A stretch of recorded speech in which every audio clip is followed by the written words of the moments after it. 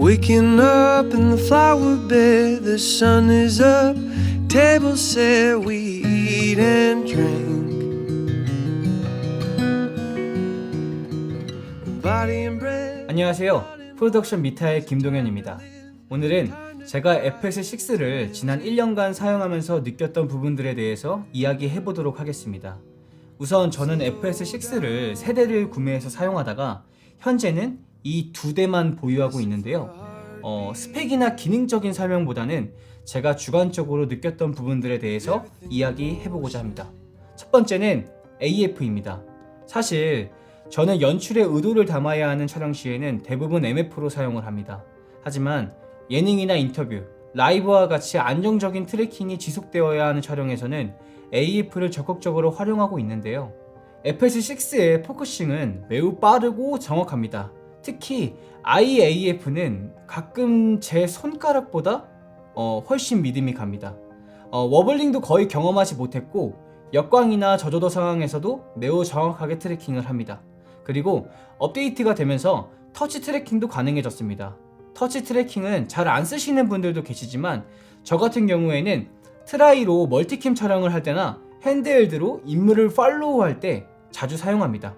타사 바디들은 하이 프레임 레이트 촬영 시에 AF가 작동하지 않거나 AF가 제한적으로 작동하게 되는데 소니 FS6는 4K 120프레임 촬영 시에도 매우 정확하게 AF가 작동합니다. 또 AF 사용 시에는 전 반드시 이 AF 락을 이렇게 섞어서 사용하게 되는데 이 물리 버튼이 렌즈 포커스링 이 주변부에 있어가지고 촬영자가 촬영 중에 이 AF와 MF를 이렇게 빠르게 변경하면서 사용할 수 있습니다.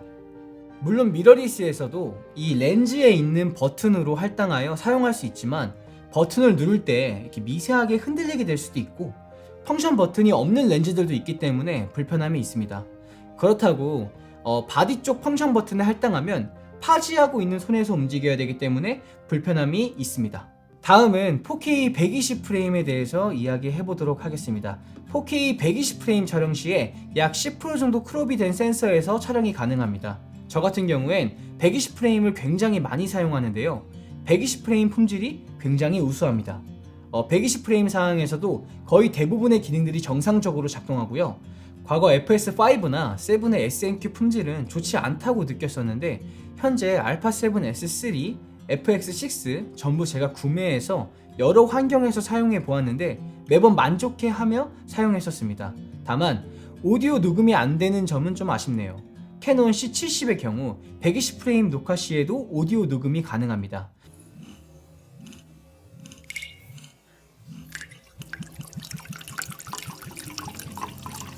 물론 사운드가 필요한 부분들은 레코더를 활용해서 녹음을 따로 따긴 하지만은 촬영 시에 항상 예비로 소스를 확보할 수 있다는 건 매우 큰 장점이니까요.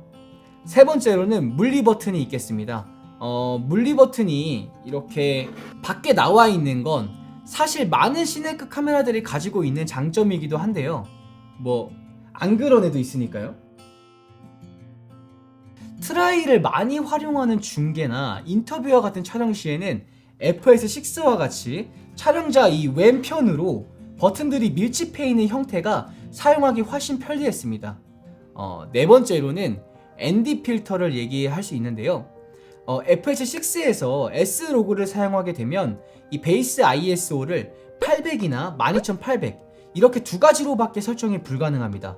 만약 ISO를 800에 고정하고 개각도를 180도에 둔다면 노출을 조절할 수 있는 건 조리개와 ND 그리고 이 조명뿐인데요. 전 조리개는 항상 연출의 의도와 직결되어 있다고 생각합니다. 그래서 조리개는 노출을 맞추는 용도로 조절하기보다는 연출자가 원하는 심도 표현과 장면의 무드를 표현하기 위한 장치로 사용합니다. 그럼 남는 건 조명과 ND인데 우선적으론 조명으로 광량을 조절하시는 것을 추천드립니다. 하지만 조절이 힘든 자연광 같은 상황이나 또는 즉각적인 대응이 힘든 촬영 환경의 경우에 ND는 노출을 맞출 수 있는 매우 큰 옵션으로 작동합니다. 특히나 이 소니에만 있는 이 베리어블 ND는 더 정밀한 작업이 가능하게 도와줍니다. 마치 시네렌즈의 포커스 링을 돌리듯 이 ND를 조절할 수 있다는 건 직접 사용해 보신다면 정말 크게 공감하실 수 있을 겁니다. 다섯 번째는 무게입니다. 제가 5년 전에 창업을 하면서 처음 구매했던 카메라가 블랙매직의 얼싸미니였습니다. 그때만 하더라도 이 3-4kg 아령을 들면서 무게 따윈 열정으로 극복할 수 있다 이렇게 생각했었는데, 제가 1년도 안 돼서 전부 α7S2 미러리스로 교체했던 기억이 있는데요. 사실 2kg짜리 미러리스 구성도 하루 종일 손에 들고 있으면 승모며 등, 허리까지 온몸이 아프잖아요. 저는 촬영자의 피로도는 사실상 결과물에 진짜 많은 영향을 미친다고 생각합니다. 또한 실질적으로 서드파티 장비들에게도 많은 영향이 있습니다. 과거에는 한 손 짐벌에 시네크 카메라를 올린다는 건 상상하기 힘들었죠. 카메라들이 가벼워지고 짐벌들의 페이로드가 올라가면서 현장에서는 지금 매우 창의적인 활동들이 생겨나는 것 같습니다. 이런 부분에서 FS6를 9과 달리 경량화해서 출시한 것에 전 매우 큰 만족감을 느끼고 있습니다. 사실 무게에 대한 부분이 제가 9을 처분한 가장 큰 이유였습니다. 여섯 번째로는 배터리 효율이 있습니다. FX9을 먼저 사용하다가 이 6를 구매하게 된 거라서 제가 이렇게 V마운트를 달아서 사용했습니다. FX9의 경우에 소니 배터리 사용 시 효율이 좋지 않았거든요.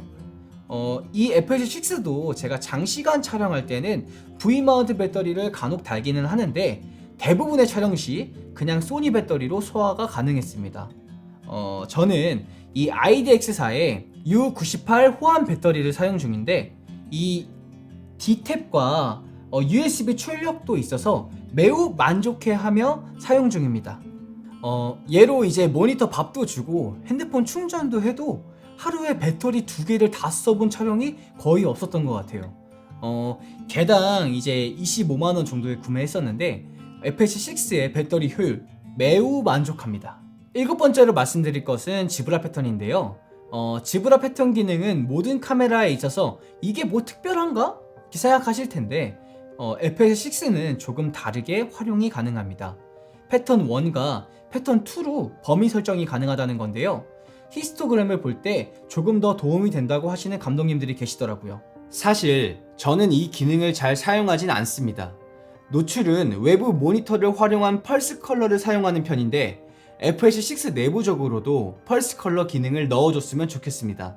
그리고 개인적으론 이런 지브라 패턴 기능보다는 지정 스팟 노출을 볼 수 있는 캐논의 히스토그램 기능이 더 유용한 것 같습니다. 만약 외부 모니터 없이 FS6의 노출을 맞춰야 한다면 지브라를 원하는 IR의 값에 놓고 플러스 마이너스 5로 맞춘 뒤에 노출 레벨을 맞추는 방법을 추천드립니다. 여덟 번째로는 S 시네톤입니다. S 시네톤은 아주 축복이라고 생각합니다. 업데이트가 된 S 시네톤은 정말 많이 사용하고 있는데요. S로고 촬영과 S 시네톤 촬영의 비율이 거의 반반을 이룰 정도입니다. 이는 제가 하는 프로젝트의 성향과 맞닿아 있는데요. 시간이 있다면 저도 항상 S로고를 사용하고 싶지만 속도감을 요구하는 프로젝트들은 자연스럽게 시네톤을 사용하게 됩니다. 시네톤을 사용하게 되면 S로고 촬영에 비해 DLR 확보가 어렵고 후보정 한계가 명확하지만 그만큼 빠르고 가벼운 작업이 가능합니다. 전 기획과 상황에 맞는 촬영 방식을 선택하는 것이 가장 합리적으로 촬영을 진행하고 또 잘 하는 것이라고 생각합니다. 시네톤의 컬러감에 대해선 각자의 판단이지만 제 생각엔 충분히 훌륭하다고 생각이 됩니다. 아홉 번째로 말씀드릴 것은 컬러 프로세싱입니다. 장점이자 단점일 수도 있는데 FS6는 같은 센서를 사용하는 α7S3나 FX3하고는 색감이 다릅니다. 사실 S로고 촬영 시에 후보정을 고려한다면 이 붙이기 어려운 수준으로 컬러가 다른 것은 아닙니다. 다만 후보전 단계를 줄이기 위해 S 시네톤과 같은 SDR 설정으로 녹화를 한다면 다른 소니 카메라들과 색상을 맞추는데 이 시간과 노력이 필요합니다. 이 부분은 좀 더 자세히 이야기해보고 싶지만은 이야기가 너무 길어질 것 같아서 비교 영상을 따로 제작해 보도록 하겠습니다. 열 번째는 마이크입니다.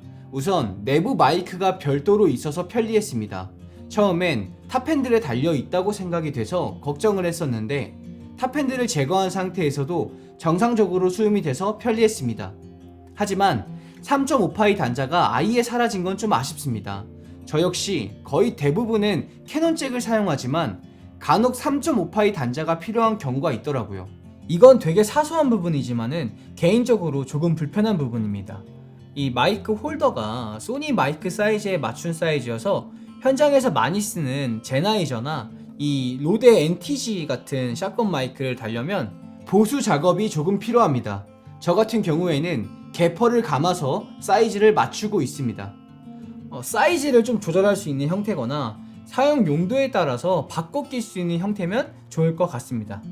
11번째로는 조이스틱입니다. 이 조이스틱이 탑핸들과 사이드 핸들에만 있어요. FX9은 바디에도 방향키 같은 게 있는데 이게 경량화되고 사이즈가 작아지면서 사라진 것 같습니다. 짐벌 같은 거 올릴 땐 이 탑핸들이고 사이드 핸들이고 다 떼게 되는데 그때는 조이스틱이 사라지는 게 좀 불편하더라고요. 또 하이 레벨 촬영 시에도 이 조이스틱 위치가 좀 아쉬웠습니다.